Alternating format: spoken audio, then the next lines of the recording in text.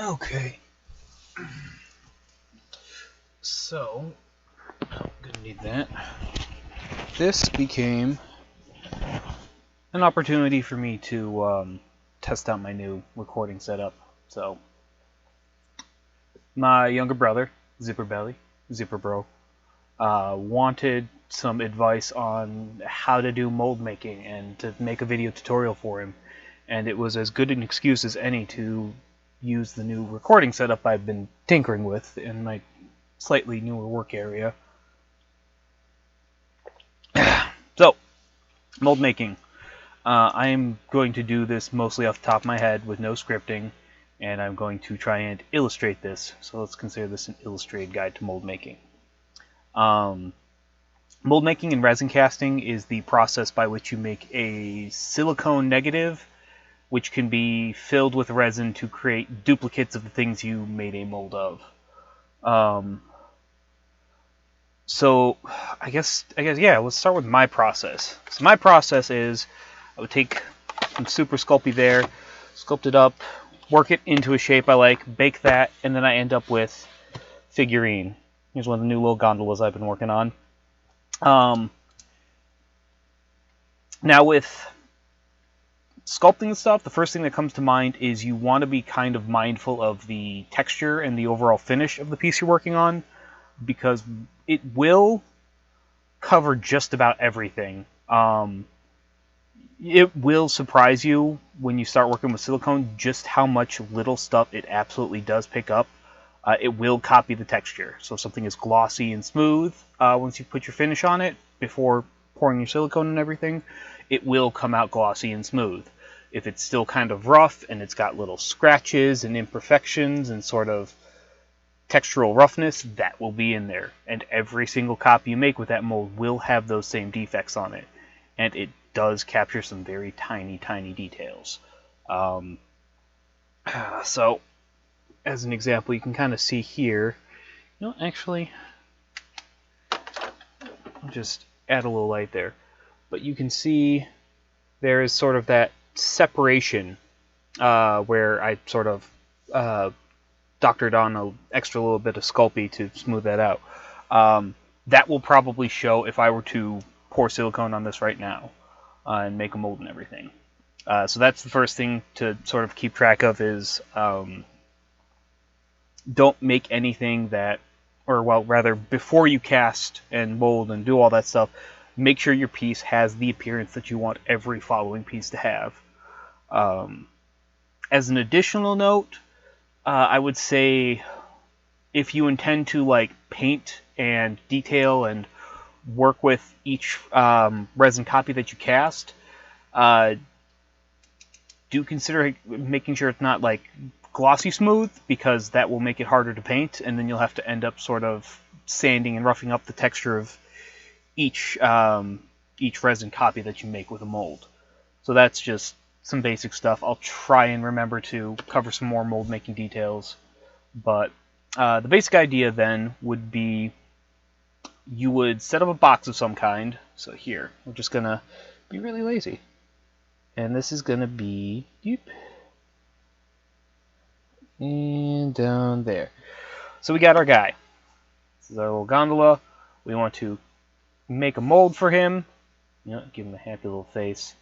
We'll make a mold for him and make plenty of copies, to sell, to give to friends, to leave in strange places so people find them later.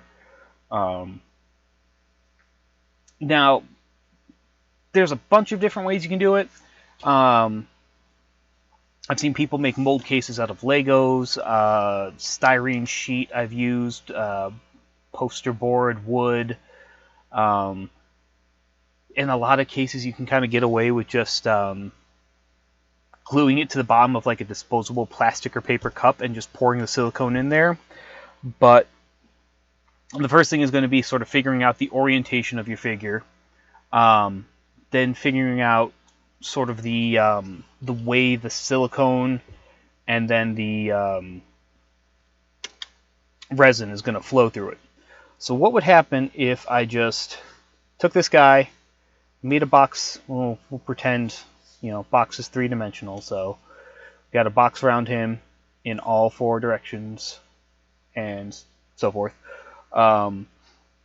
If we were just pour silicone down on him, it would fill in all around, and would go between the legs, around the feet, everything, get into every little crevice. Eventually that would cure, and then you would remove your figure from it. Now the first thing you're going to run into is that you now have material flowing between this separated area. So removing him, it's going to be hard because you're going to have, looking at this from like the bottom down, I don't know what I'm doing. So we've got these 2 feet would just be sticking to the bottom, and you would have all this silicone around the feet. So what you could do is take like an X-Acto and sort of, cut that out, and then have that sort of separation in there. For a lot of mold making, people suggest doing a zigzag cut because that creates a like a natural registration mark, more or less, where every time you peel that mold open, it'll naturally like zipper back into, will zipper back into that form. But this would just be like a basic 1-part mold, and so there are certain considerations to take with that. There's stuff about sort of figuring out how the resin's going to flow into there. But a 1-part mold is pretty much, you take a basic container, get your thing at the bottom of it, usually glued or secured down in some way. Some people do also set up their molds ahead of time with air release spouts and stuff. So, what would be like a good example? That would essentially be like setting up something like this, where there would be this little air channel that runs from the bottom all the way to the top. So as you're pouring your resin in, because this is going to be upside down, so you're going to be pouring in from the bottom here. As you pour in, it naturally displaces the air, and that gets pulled back up. When you do remove it from the mold, you're not going to have resin filling this little tube there, but it'll also make sure that less air bubbles and just fewer imperfections sort of get in there. But those are mostly done not so much with the 1-part mold. Those are done with 2-part molds, which are generally more like, think of it like a sandwich, where you have 2 pieces of silicone sandwiched on either side that cover the whole figure. And so instead of having to pull this figure down and out of the mold and have these extra cuts and registration marks, the entire thing is here. We'll do a little sideways. That's a terrible sideways gondola. Yeah, there we go. Gondola. It would more or less be half and half. That ways, like laterally, I suppose would be the word for it. And that way, then you could have the your air spouts built in sort of naturally, because part of making molds is that you're going to want to have a spot to pour into, because urethane resins and even epoxy resins and stuff like that. Is it epoxy resin? Yeah. At any rate, you got to pour them into a mold. So you would have to have a spout of some kind. So even with this in 2 parts, you would bind that together, usually with rubber bands or like a mold box. And then you would probably put your spout hole like right on top. Resin gets poured right in there, fills it all up. Because it is held together, it doesn't just pour out the sides. And then once that cures, you peel one side off, pull your copy out, and you're good to go. I am already way just sort of out of sorts and not sure where I'm going with this. So one of the things with 2-part molds that I would say is that the very traditional way to do it is to have sort of this half and half, almost like Han Solo and Carbonite style, where you've got this flat brick with the figure half set into it, and then you have another piece that goes on top that completes, both sides of the figure. And the standard way of doing that is back and front. But you can also sort of do things a little differently. And this is something I actually picked up from the Craftsman, and it was something that I never thought of, but it makes perfect sense. And it's something that I think I actually ended up doing for one mold, and the idea never clicked with me. And it's something I'm probably going to be using with this guy. But what you would do instead, because we've got this guy here, and he's kind of an awkward shape, and we don't want to have to like cut into this sort of center area between the legs, because that's going to make lots of really nasty seams, and I'm going to have to clean up with every casting. So instead, we will just trace our dude again. Yep. Not perfect, but you get the idea. So we got our gondola. Gotta give him a happy little face. So, instead of doing that sort of carbonite sandwich mold, two-part mold, what you would do instead, and I think I'm getting ahead of myself a little bit, because part of doing the two-part mold is setting up more or less a mold for what you want the inside of the two-part mold to look like, which is setting up like registration marks and stuff. But just to sort of lay that out really quick, and I'm sorry that this is a mess. I'm not scripting this at all, as I said. What you would do is get clay. I believe plasticine clay is the one that a lot of people like to use, but you can use kind of basic modeling clay as long as it's easy enough to clean up. And what you would do is more or less make a clay bed for the figure. You would set up your mold box and everything, and you would set up all this clay. So when you're due to set in there, and set up like little registration marks and bubbles and little zigzag sort of trenches that more or less make sure that the two parts of the mold stick together. This is sort of just giving it texture, but that is all clay in there, and all of that sits around the figure and sort of creates half of your mold. You then pour your silicone on top, so you are left with a completely siliconed over mold. Flip that over, peel the clay out, of course spray it down with mold release, and then you would silicone the other side. And then once, of course, waiting for the first side to cure.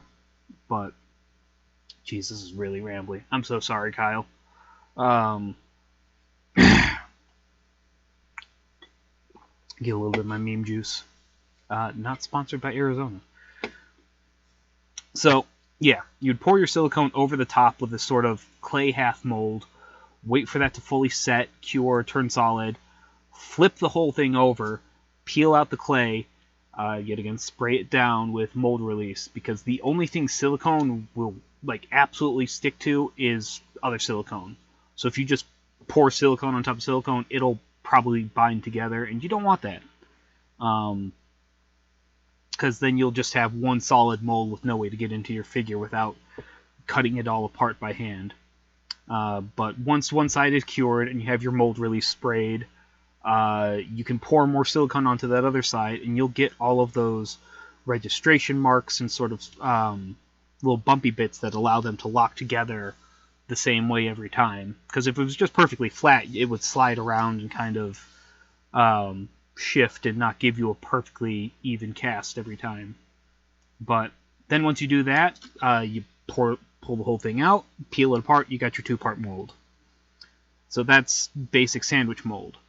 The idea that I'm stealing from the Craftsman is the first half of your mold, and we'll do it like that, would just be from the feet up through the legs.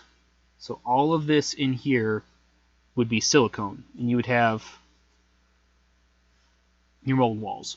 And the way you would do this is sort of similar to doing the basic two-part mold, where you would first set up sort of the inside of the mold, the sort of layout of that mold with clay. So all this would be clay first. You would have your mold box that goes all the way up and completely covers the figure. Sort of depending on the size of what you're working on, you need a certain thickness of silicone. I can't tell you what that generally is. I just sort of go with my gut and sort of work not to waste too much silicone. Needless to say, making something this small, you're not going to need a 3-inch mold box, like silicone mold all the way around it. But anyways, so I make all of this out of clay. I'm just going to, you know what? So right now this is clay. And this is all clay. And then I would, of course, spray everything down, make sure it's mold release, set to go, and then do silicone on top of that. That cures and gives me everything around the figure, top, bottom, back and front, but it doesn't get between the legs. Let that cure, flip that whole thing over, peel out all this clay, and I'm now noticing I've done this in kind of a dumb way, so I would probably do extra little supports inside that clay, so you would still have 2 little holes like that inside of the box.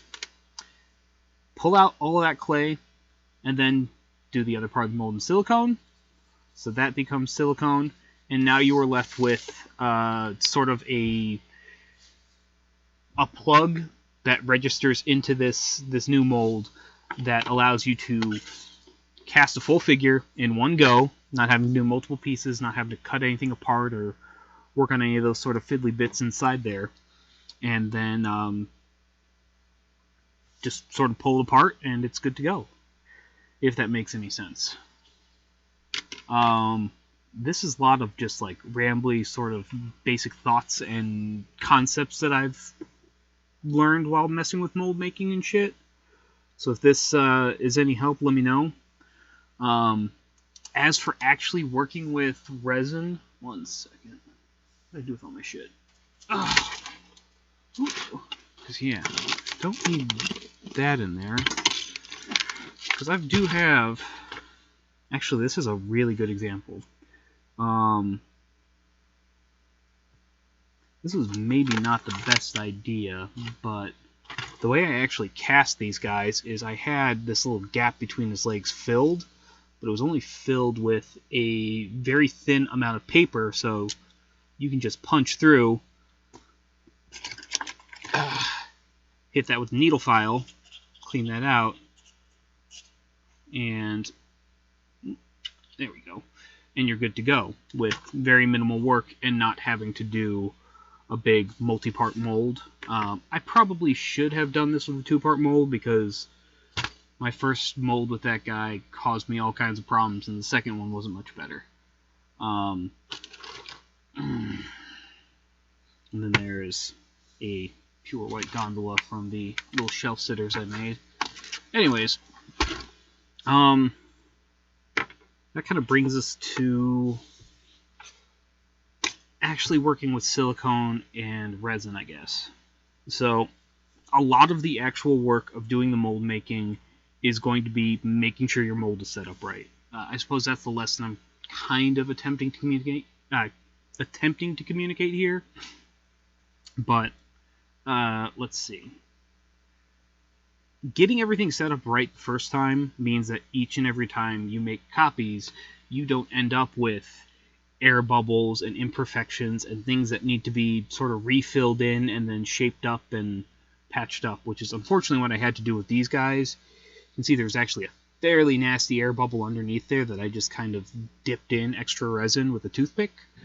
And that can still be cleaned up and salvaged and made to look, you know, perfectly usable. Maybe not the best example.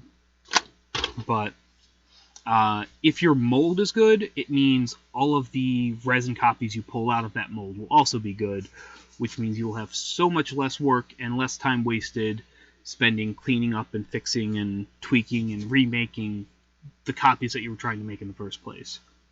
So hypothetical situation now, you've made your perfect mold, you are good to go, you've not wasted too much silicone, everything pops apart and goes back together really easily. You're now set to start actually doing resin casting. The process for actually getting that silicone set up, typically very easy. And this also goes for the resin. A lot of it is going to be a 1-to-1 ratio, which means if you mix 5 ounces, or you pour out 5 ounces of the part A, you only need 5 ounces of the part B. You pour them both into one container, or you pour them together, mix them up really good. You now have a usable batch of silicone or resin.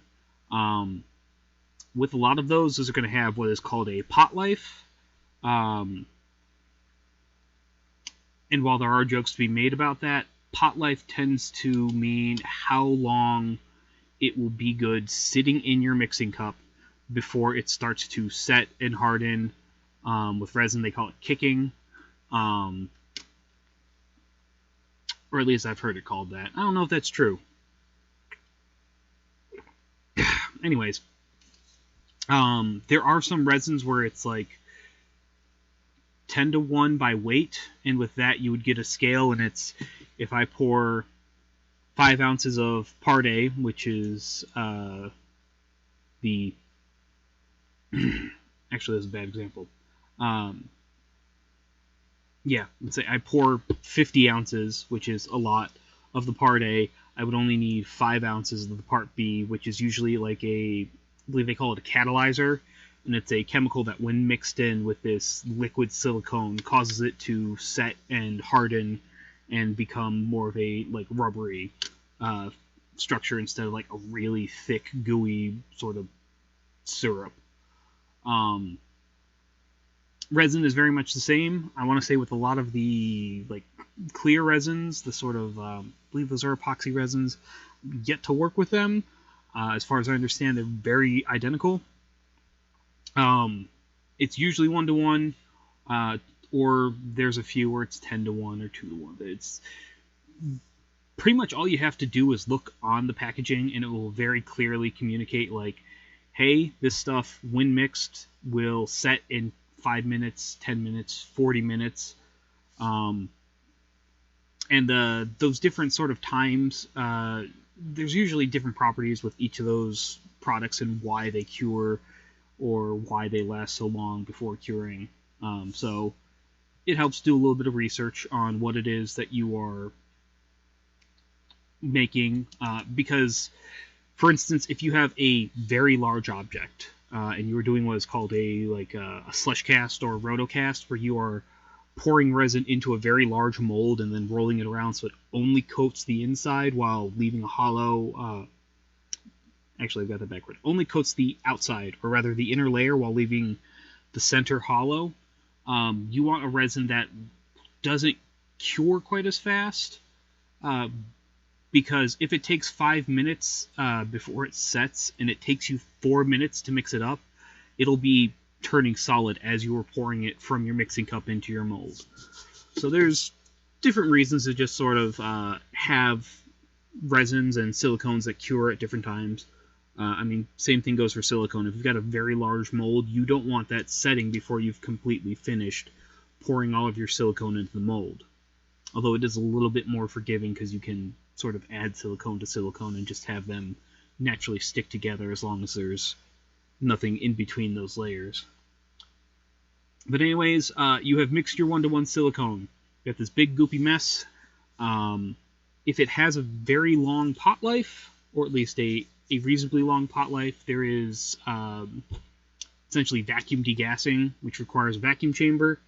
What that does is it pressurizes your batch of silicone and causes all of the air to be moved out of it. So when you go to pour that into your mold, you don't get any air bubbles. And the problem with air bubbles, generally not too bad if you get them like out in, sort of the not direct area, but if you get like an air bubble sort of around your little guy. Do I have an example? I don't think I do have one. Actually, no, this is a perfect example. You can see if there's air bubbles on the surface, it kind of manifests on, like if they're on the inside of the mold, it manifests on the actual casting, because the object that this was molded around did not have all these little divots and texture to it. That's because air bubbles kind of formed and stuck along the surface of the Sculpey figurine, and then when they got cast, it kind of forms as little dents because the silicone is still soft and sort of pliable. So the sort of pressure that gets on that causes deformations in the figure itself. So air bubbles are bad. Although, yeah, it's the ones on the surface that are generally very bad. If you get lots of little ones on sort of the outside, or what would be, this would technically be the top of your mold. This would be the bottom because you're going to be flipping it around. If you do get sort of large air bubbles or deformations, large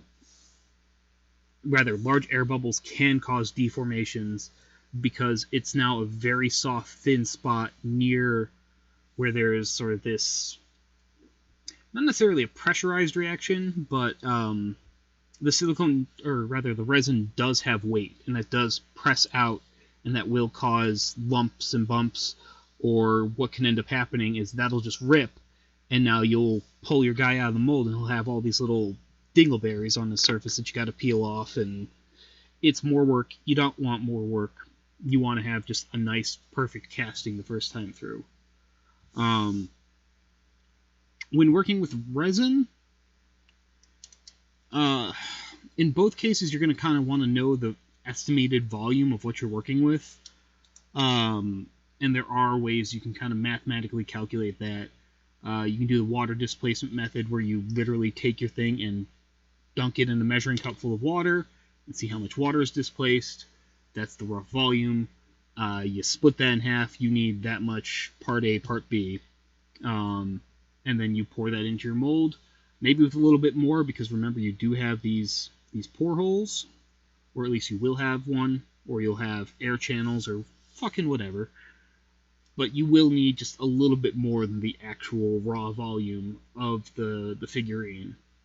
God, this has probably been going on for half an hour now. Anyways, more Arizona. The other way you can do it is to just sort of eyeball it, mix up a small batch, pour it into the mold. If it fills it, and you're good on the first go, then you're good. You remember how much that was. You use that each time you go and cast another one. Generally, as long as nothing catastrophic goes wrong, your mold's not going to be changing size, so make a note of it somewhere, of how much you need, and then every time you go to use that mold, you can just use that same amount. If you have too little, as long as you're fairly quick about making like another small batch and pouring it in before the resin has completely set, it will generally fuse together all the way. But if it does completely solidify, like if you only pour and you get only this far in, and now you've got this stubby gondola with no legs, and that is completely cured, you come back and then add more resin, I can't guarantee that it's going to fuse together. Generally, because when resin fully cures, it tends to have like a slight film on it. So what you're going to want to do is, of course, maybe wash off and clean your castings before you start painting them or anything, because that will interfere with what you're doing. Just a little bit of hot soap and water. You don't need anything special there. But if it's still sort of warm and gooey, because resin will heat up as it's starting that sort of chemical reaction, you can very quickly mix up a small amount more resin and dump it in there, and it should cure all as one piece. I think that about covers a lot of the basics. Generally, the cure time will be listed on the bottle of whatever you're working with. Um, Never hurts to give it like another small amount of time. I understand if you're pressed for time and you want to just knock them out really quickly. But keep in mind that is a very easy way to wear out your mold because it's constantly flexing, pulling, uh, stretching it.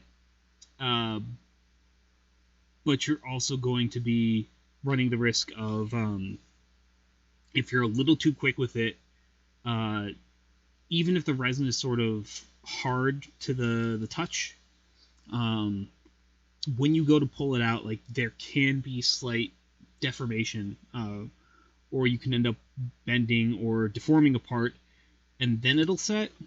So, like as an example, you got these straight legs. Pulled out of the mold too quickly, it can stretch and sort of just mangle the piece, and then it'll continue to keep curing because it's not going to be too hot to the touch to the point that you can't use it or you can't physically handle it. Although it's not recommended to stick your hand in resin as it's curing, that can probably hurt you. But then it'll harden in that deformed shape, and it's a lost cause. So don't do that. Give it a few extra minutes, or just let it completely cool down. Then pull it out.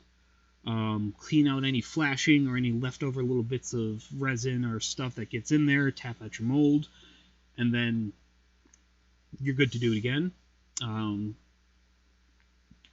Hiccups.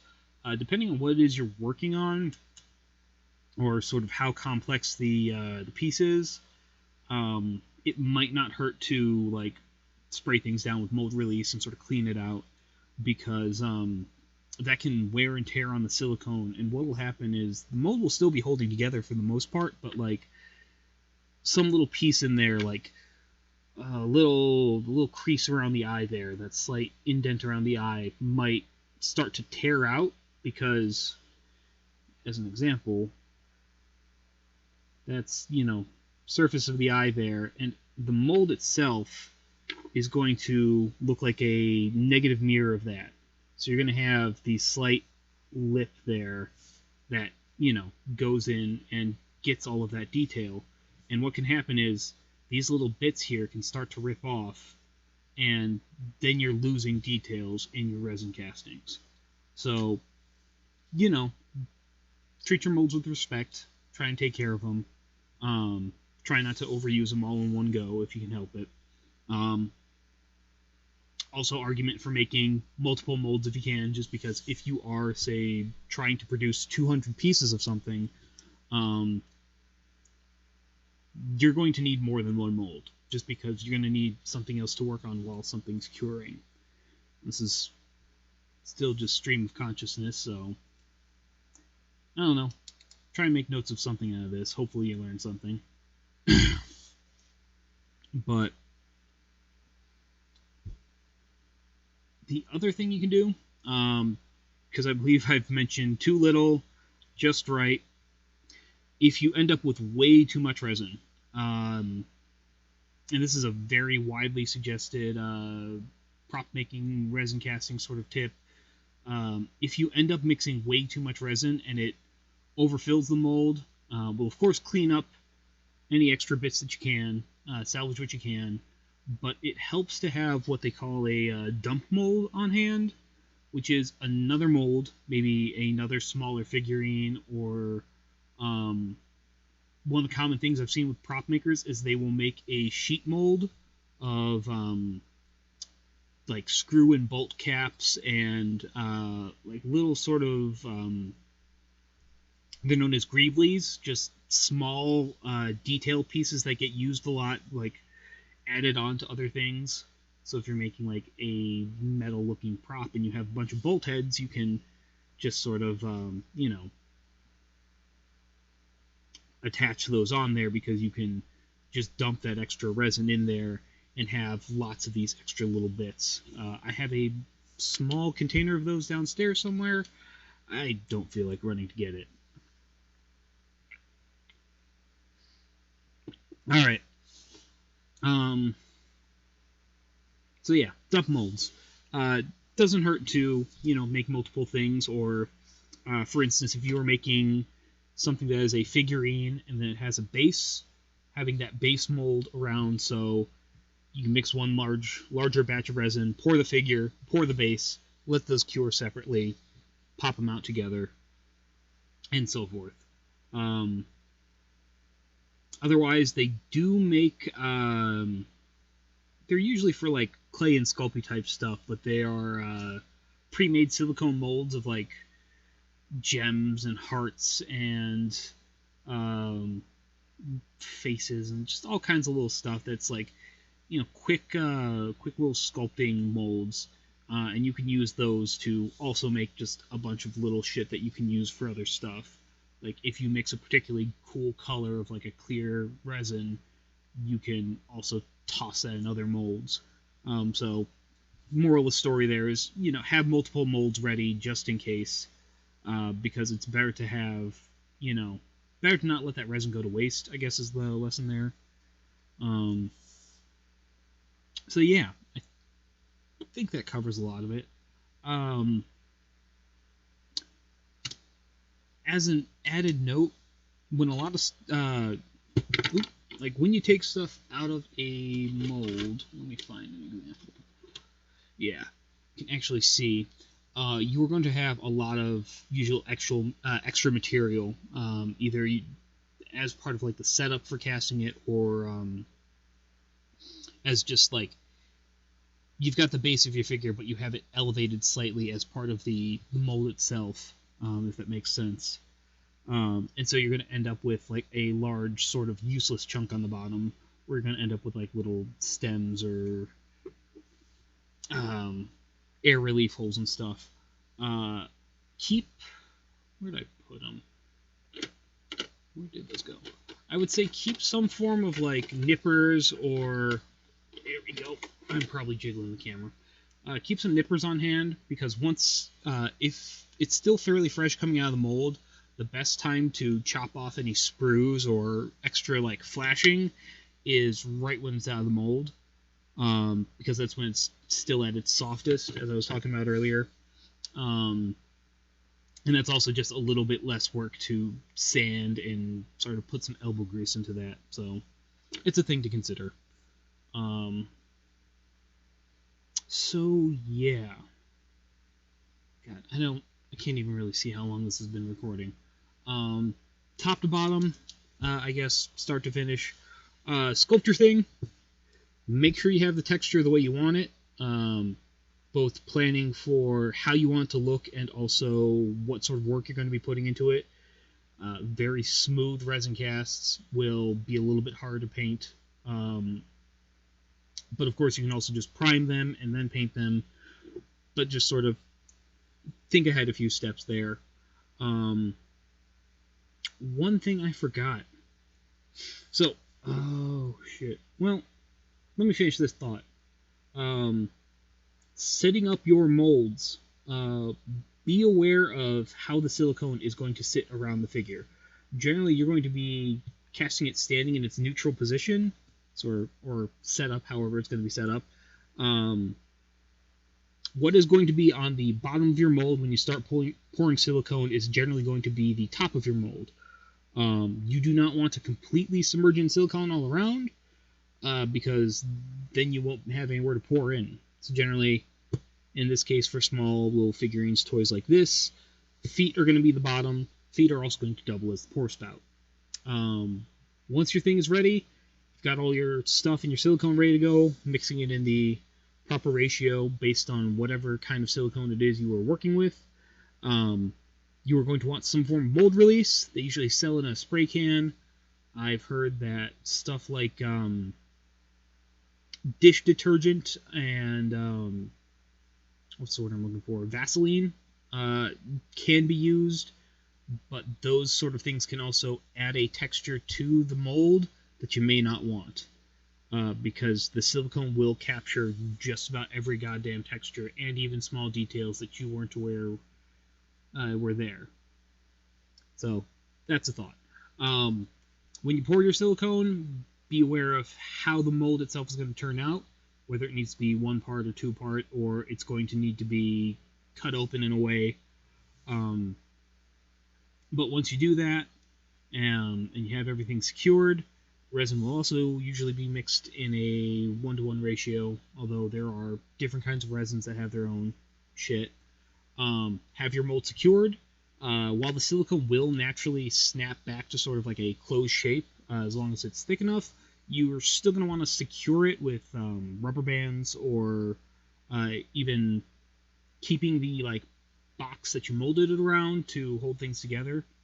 I've seen that very often. For very large things, what people tend to do is have like a plywood box that they screw and unscrew together. So that's a thing. Once you are good to pour your resin, take some time to sort of get a feel for how much you need to mix. If you calculate the volume, whatever you mix for like 1-to-1 ratio is going to be take that that volume or that amount of liquid, cut it in half, 1/2 part A, 1/2 part B. Mix that thoroughly, scrape the sides of your cup, make sure it's sort of a uniform color and texture before you pour it in. Pour slowly, make sure you get into the bottom of the mold. I'll toss this in there now. If you've got any overhanging bits, you need to be careful to actually make sure that you get all of the resin in there before it sets, because since resin, before it's cured as a liquid, it flows like a liquid. So as an example,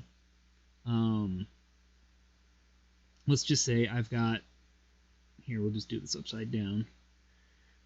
Got my gondola mold, and it's got little pore holes in the feet like that. And I have decided, for some reason, that I want him to have little upside down horns like this. Now, the resin's going to flow in there, and it's going to stop about there before filling up the rest of the figure. And so you're going to end up with these horns cut short because they've created this this overhang in the mold where the liquid is going to flow, create an air bubble, so that air is going to kind of push itself back a little bit, and it's not going to fill. So what you can kind of do is pour a very small amount of resin. If you do have a piece with a lot of overhangs or a lot of complex geometry or what have you, sort of swish it around, make sure it's getting in there, make sure all of the air bubbles are coming out of the mold, and then pour the rest. Depending on what you're making and the sort of resin you're working with, this may not always be easy, which is why usually where overhangs are sort of involved, people will put those little air spouts. So now, when you go to pour stuff in, the resin's going to naturally flow in there and push the air back out up through those air spouts. So that's a thing you can do, at least. Makes it slightly easier, gives you slightly less trouble with casting. But this is also why it's important to plan your stuff ahead of time. From there, let that cool down. Give it a chance to fully cure before you start pulling on it. Even when it does start to get solid, you can still sort of stretch and deform and bend it, and seconds later it will start to harden and stick in that way. So don't do that. So once it's fully cured, you can pop your mold apart, pull your figurine out, make sure to sort of clean it up, spray in a little bit more mold release, and brush that around if you have to. And then you're good to go again, and again, and again, and again. In my experience, you can typically get, say, somewhere between 30 to 50 castings out of a mold. Barring some like really bad fuck up where you didn't mix your ratio of resin correctly and you end up with sludge in there, or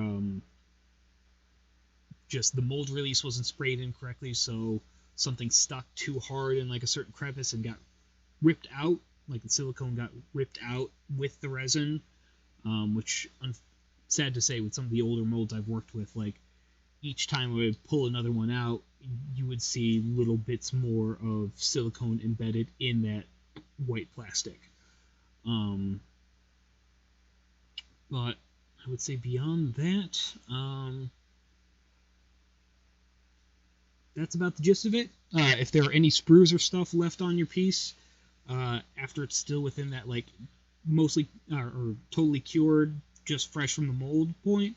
Make sure to trim and nip your sprues ahead of time. And I'm going to apologize now because I'm probably not going to edit this down at all, so you're just going to have to listen to me ramble and rant. But let me know how the audio and video quality was, Kyle. I don't know if I'll release this. I might, but I might just keep it as like an unlisted private video or something. At any rate, let's see how this turned out, and I will see what the hell I can do with this footage, if anything. So, adios.